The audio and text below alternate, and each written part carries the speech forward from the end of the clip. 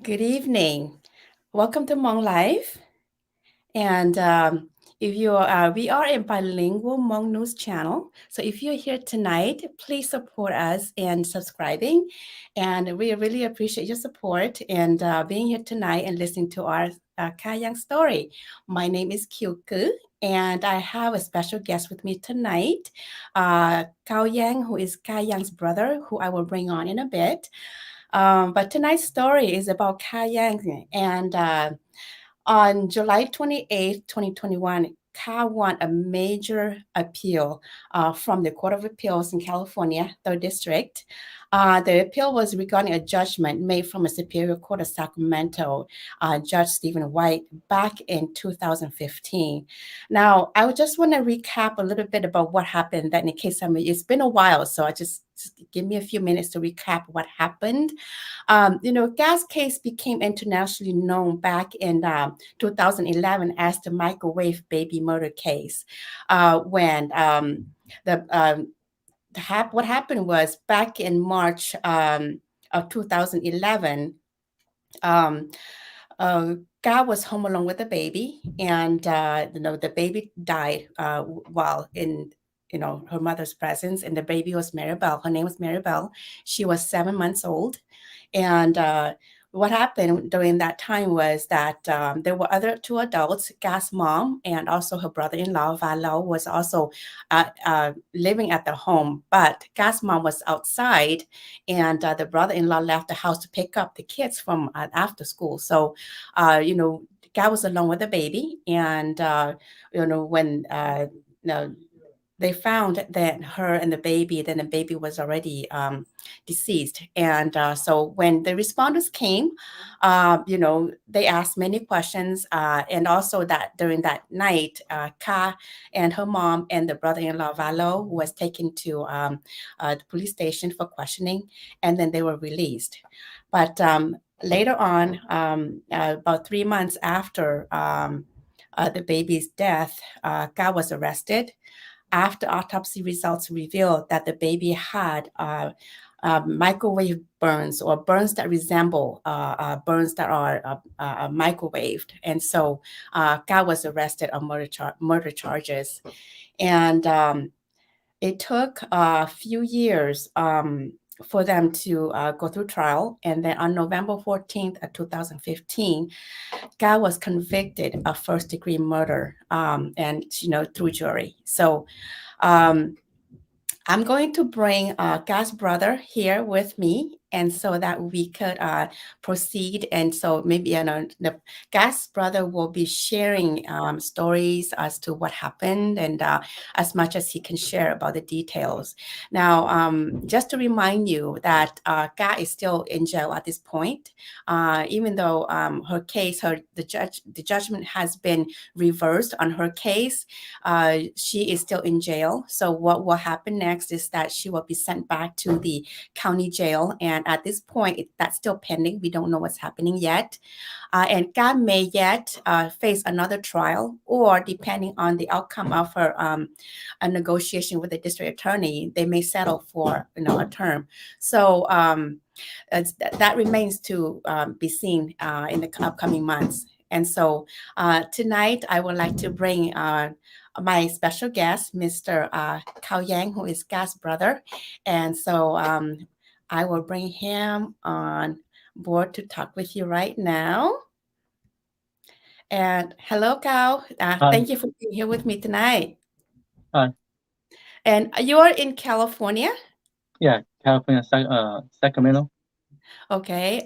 So thank you for being here tonight. And we I really appreciate your time, because I think a lot of us don't know who Ka is and what she's like. So if you can provide us a background on, how many siblings are there in the family? Can you tell us about Six. your family?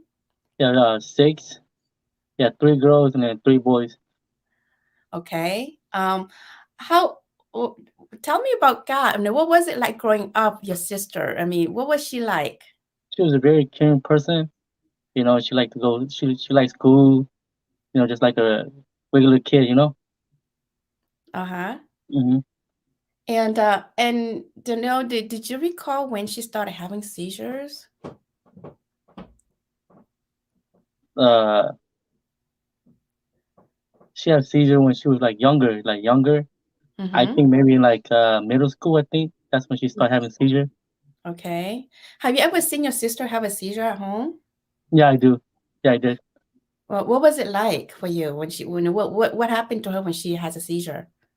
She's go like go fall straight down to the ground and seize, and then when she get up, uh, she look like she don't know where she's at. You know, when she get up and stuff like that. Yeah. Mm. Have you ever seen her hurt herself at all or anything happen at all during those times? Oh no, she No? Oh, usually fall and then she don't know where she's at, and then like she was stay for a little bit, and then she'll get up and like and she'll go to her room and stuff like that. oh. Now, tell me more. I realized that, you were one of the brothers who took care of her when, tell us about, I know she went to college, she got married. So tell me about those times. What was her life like at that time? Yeah, she was school for like in Sacramento, and then I think she went up there for like 2 years, 2 years or 3 years in college, and then she met her husband and she got married. And then after like she got married like a year, I think year or two, and after that and then she got pregnant, and then and then my mom they wanted me to move up here and stay with her, so I came up there and stayed with her so I could watch her kids. Oh, now why did your mom do that? I know that there's probably special concerns, but Yeah, elaborate on some of the reasons.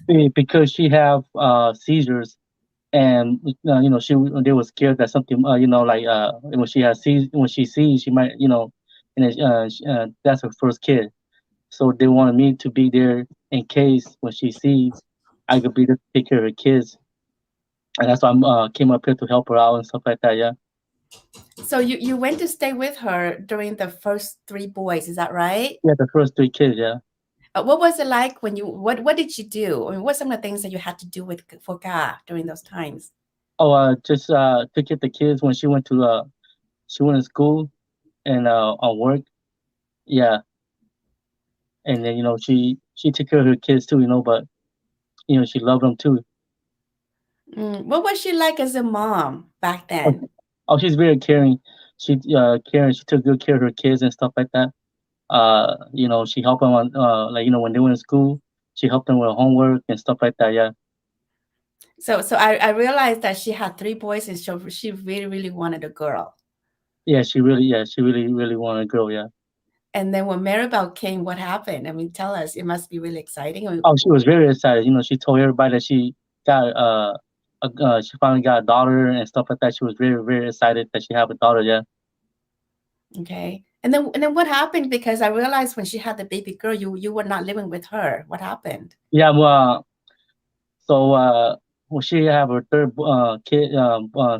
son, I lived there for a little, and then when I met my wife, we moved out.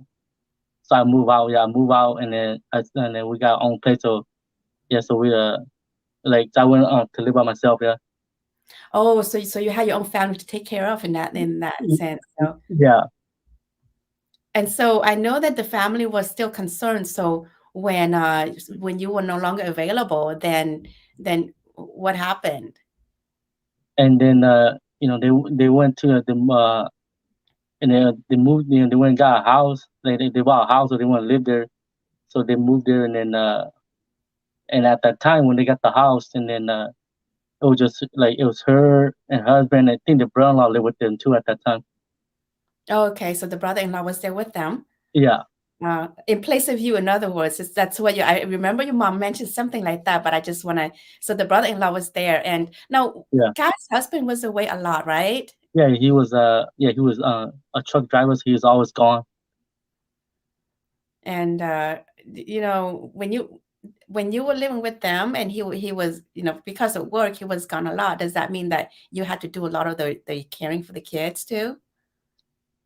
Not only when like when they were at work, and like because at the time I work night shift, so they work in the morning. So usually I take care of them in the morning, and then when they come back out, and then they take care of the kids. Yeah.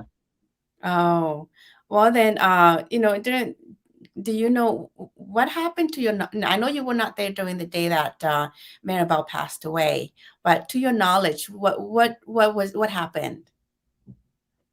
How, like, when that day happened, I wasn't there. You know, when I went there, it was all like that already. Yeah. So I don't really know what happened. Yeah. Mm. When did you finally get to see Ka?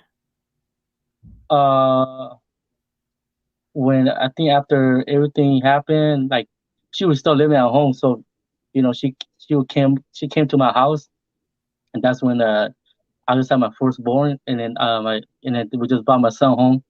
So she came and see me and my wife at my house, and she came and see my kid. Yeah. Oh, so you live near each other, right? Yeah, At that, because yeah, at that time, yeah, I live like like the down street where she lived at. Yeah. so and this was in Sacramento.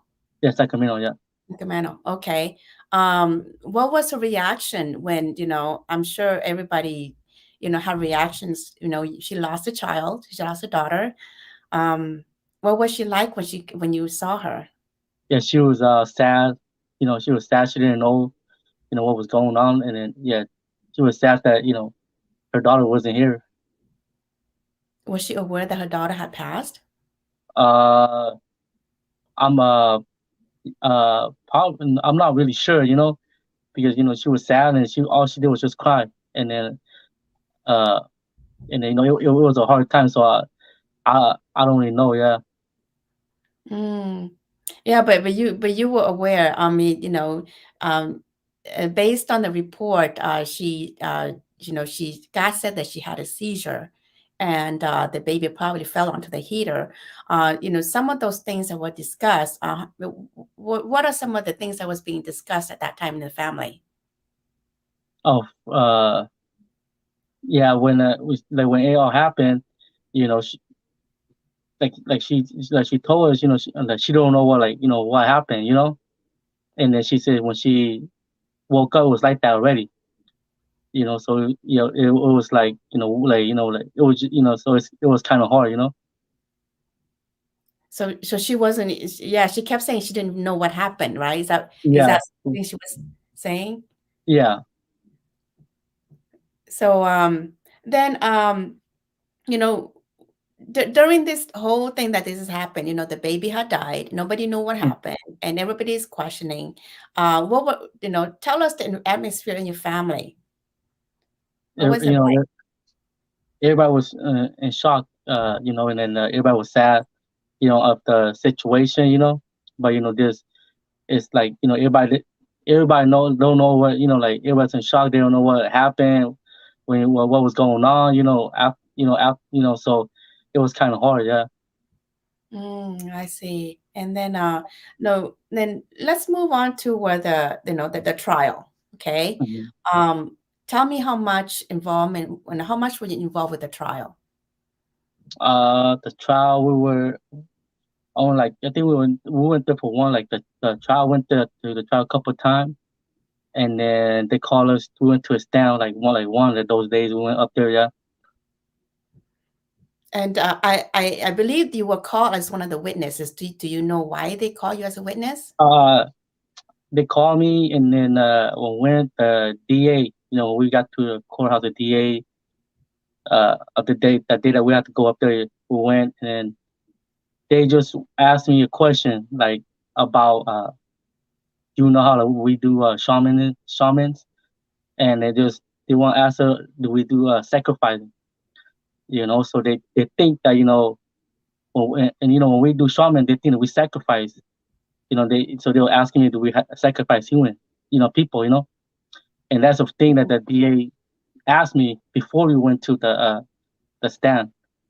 And then I told him that, if I told him we don't sacrifice people, I said we use animals. And I told him if he didn't like it, I could go find elders that do it, could explain to him. So he didn't really like it. So after that, I just walked out out his office. And then once we get to the trial, we went to, and they called me up to the stand. He asked me the same question, and then I was kind of mad about it because he asked me the same question. And then I told him the same thing on up in the stand, and I raised my voice, and the judge told me to quiet down. And then after that, they told me that I'm dismissed. Do you have any idea why they asked you those questions?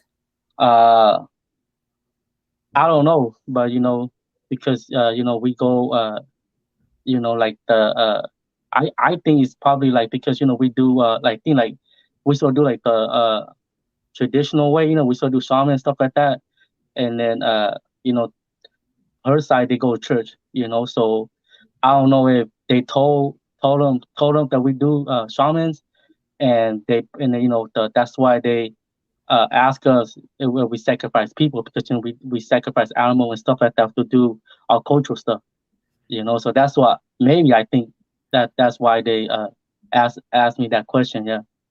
I see. So they would, so that's what they call on you. But I kind of wonder of all people, why you? I mean, to ask that question. uh I I don't know because I do I do it myself too, shaman, I do it myself too, my mom do it too, So so your family comes from a traditional family where you're shamans too, yeah, right? so yeah. Oh. So I believe so your wife was also called to Yeah, witness, well, yeah, right? she was, yeah. How many of family members did they call to the witness stand? Do It you was know? me, my wife, and then there was I think her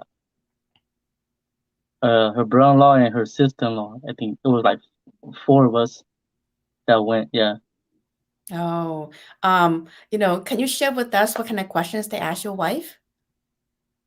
Do you remember? Uh, I think what I remember was they asked her like how was she, would you let her watch your kids, what I mean? And then she answered, that she like like she would let my sister watch my kid, but she like took care of her own kids, and then they asked her that question. That's the only one I remember, but she said they asked her like three questions. Yeah. Okay, so they also they asked your wife regarding how she felt about God as a Yeah. Yeah. mother. I see. Yeah. Yeah. Uh, yeah, I'm still kind of amazed even to this day why they even question the shaman and asking you those questions. Where the DA was heading towards that direction. Yeah. I don't know. I don't know why they asked me that question, but that's to me that was not even part of the trial. But that's what they asked me. Yeah.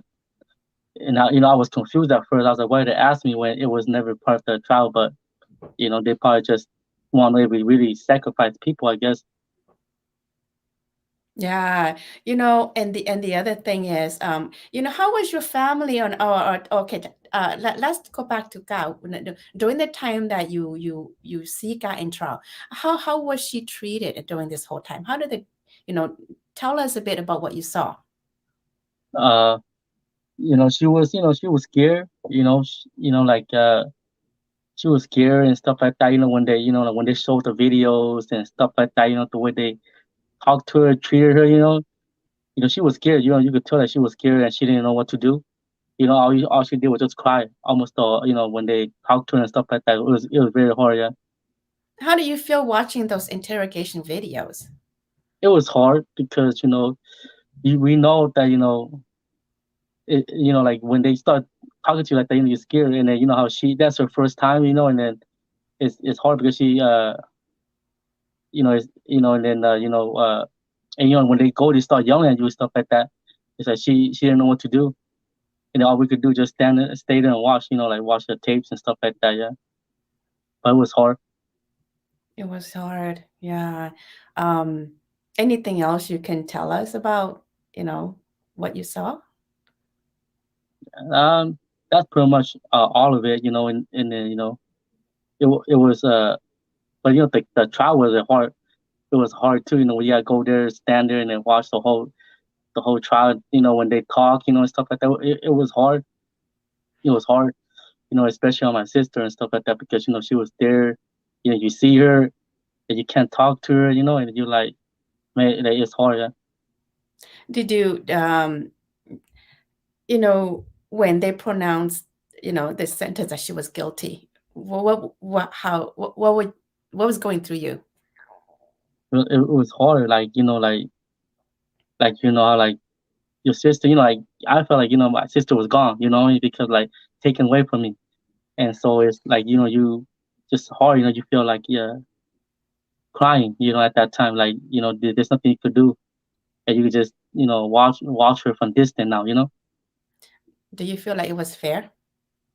You know, because, you know, it wasn't like, to me, it wasn't fair because, you know how I feel like they didn't do a lot of stuff, you know, when they, you know, the whole trial, you know, and it's some of the stuff they didn't do it right, you know. That's how I feel, you know. So I think that wasn't right. Yeah.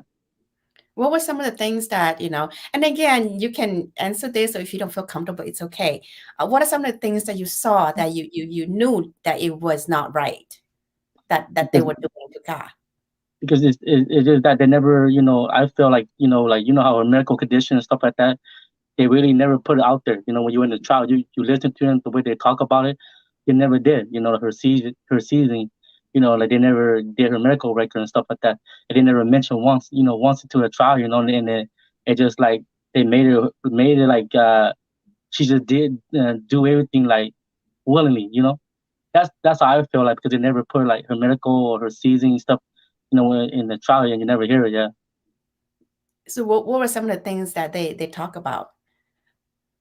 yeah, because they always like, you know, the way they did it was like, you know, they, you know, the whole, you know, like they do it like, you know, what, you know, that like she had postpartum, you know, but she don't, you know, that's the way the trial is going towards, you know, that she had postpartum, she did it, but you know, she didn't have postpartum, you know.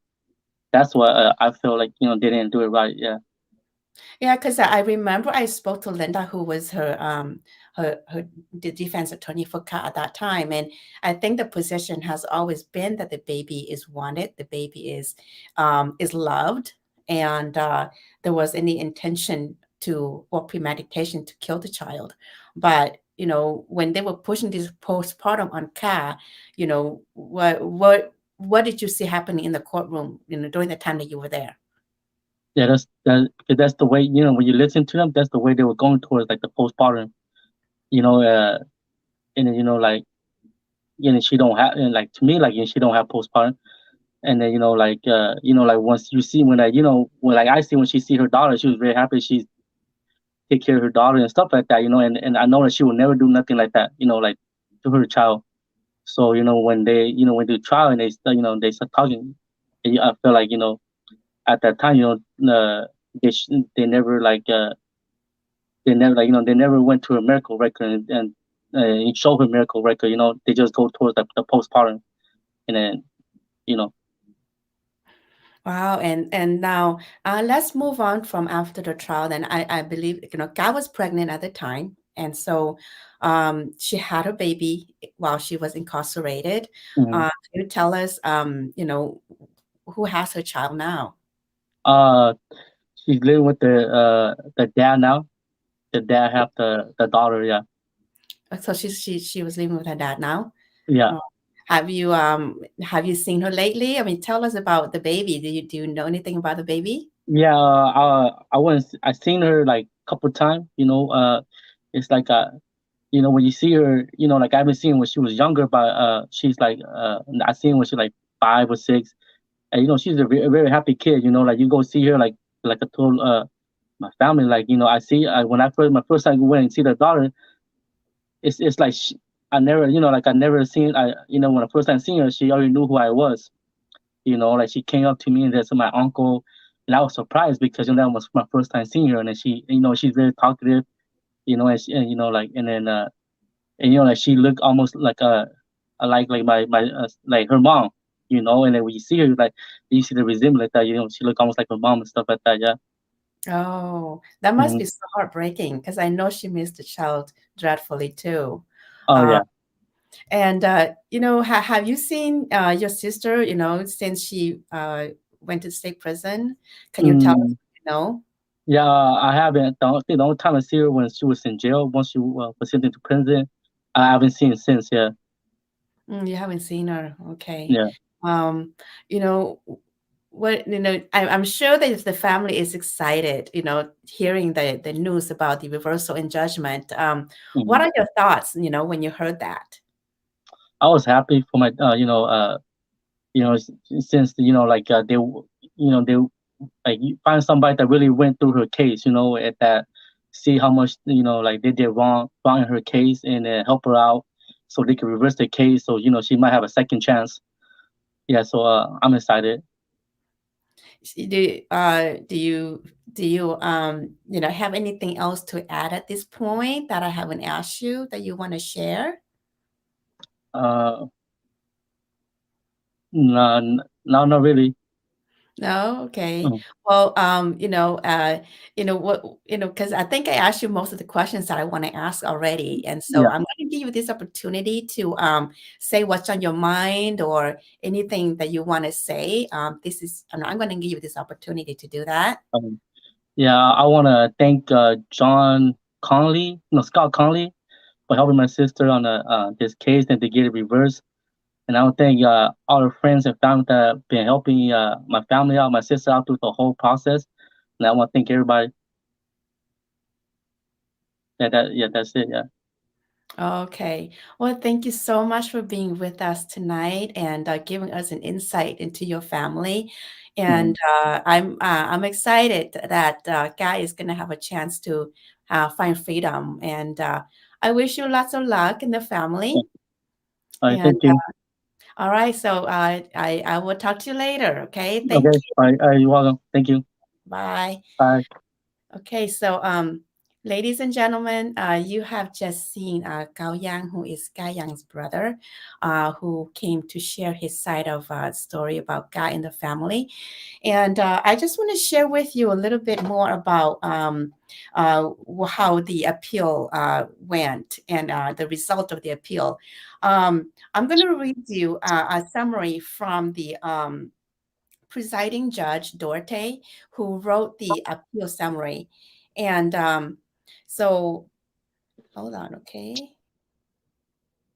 Okay, so this is written by Judge Dorte, and she says, "This is an excruciating, tragic case. A mother of 4 young children was found guilty by jury of first-degree murder and assault on a child resulting in death after she killed her youngest child and only daughter. There was no dispute on an otherwise routine afternoon. That defendant Kai Yang, while alone with her baby Maribel, placed the baby in a microwave oven and operated for multiple minutes. These actions killed the baby, whom, by all accounts, was a child Yang cherished." And then she went on to talk about the other incidents too. But then in conclusion, she said, "We concluded the trial abused its discretion by allowing expert testimony regarding postpartum mental disorders without sufficient factual basis and by subsequently admitting into evidence defendants' psychological records not directly related to any medical condition she had put at issue. Because we cannot conclude these errors were harmless, we consider together, we reverse the judgment in its entirety. Accordingly, we do not reach defendant's remaining claims." So this is what the judge wrote. And so, we want to let you know that her judgment has been reversed. And so the future remains to be seen what happens to Gas case. But her family and everyone that's been fighting for Gas freedom, we're very optimistic that she has a chance to really, find fairness, and hopefully that the outcome will be justified and fair.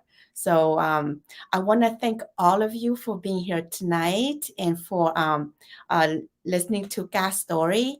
And please subscribe if you are new to our channel. And we thank you for your support.